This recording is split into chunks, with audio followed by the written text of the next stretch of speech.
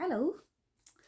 Ngayon, gagawa ako ngayon ng centerpiece na para sa Valentine's Day. Kasi today is Valentine's Day. Happy Valentine's sa inyo lahat.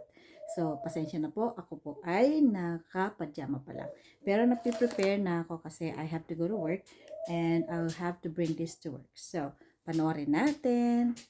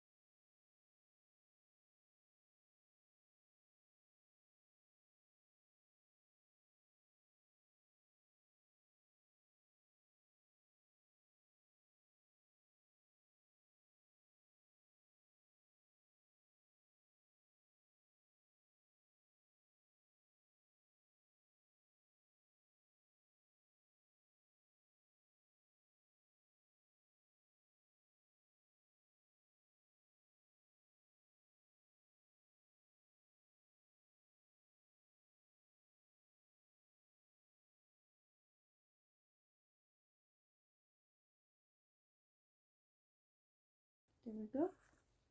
And that is my heart shape. Yan. Okay po ba? Yan. Paikutin natin. Ayos. Alright. So, yun po for today. Salamat po sa panonood.